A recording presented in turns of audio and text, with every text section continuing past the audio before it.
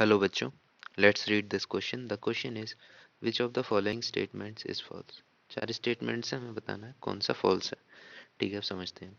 देखो, जो हमारी रेनिन एंजियोटेंसिन मैकेनिज्म है उसका मैं आपको थोड़ा सा समरी दे देता हूँ।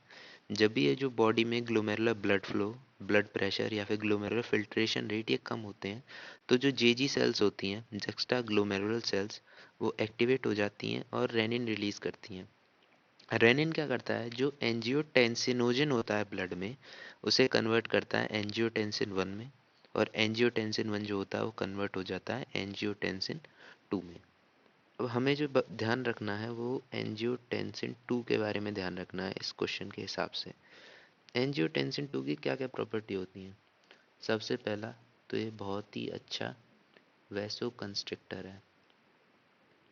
तो एक कंस्ट्रिक्शन करता है जिसकी वजह से क्या होता है, ब्लड प्रेशर इंक्रीज होता है, ग्लोमेरुलर ब्लड फ्लो इंक्रीज होता है, जिससे क्या होता है, जो जीएफआर ग्लोमेरुलर फिल्ट्रेशन रेट है वो इंक्रीज हो जाता है। दूसरी चीज़, ये एक्टिवेट करता है एड्रिनल कॉर्टेक्स को कि वो एल्डोस्टेरॉन रिलीज करे।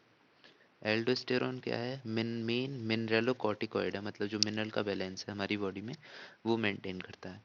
एल्डोस्टेरॉन क्या करता है, ये प्रमोट करता है reabsorption of Na plus and water from distal parts of the tubule.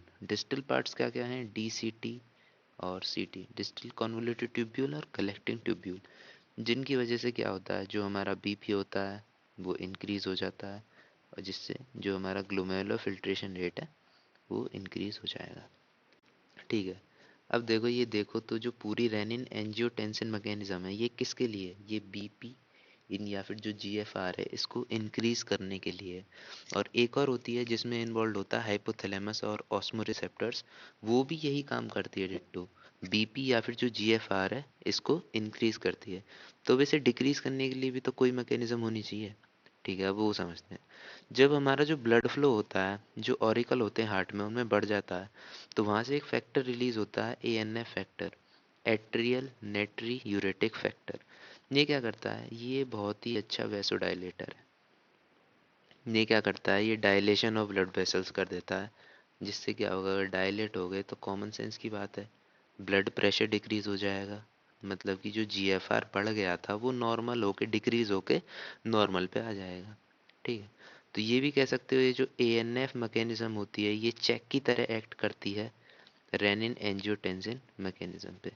अब पढ़ो, पहला स्टेटमेंट क्या है, angiotensin 2 being a powerful vasoconstrictor increases glomerular pressure and GFR, सही है। दूसरा, angiotensin 2 activates adrenal cortex to release aldosterone, ये भी सही है। तीसरा, aldosterone promotes reabsorption of Na plus and water from DCT and CT leading to increase in BP and GFR, ये भी सही है। अब D, ANF causes vasoconstriction, ये गलत है। क्यों? क्योंकि जो ANF है ये क्या करता है, वैसो डायलेटर। तो फॉल्स कौन सा है, डी। तो हमारा करेक्ट आंसर क्या होगा, option number D. Hope you understood it well, thank you very much.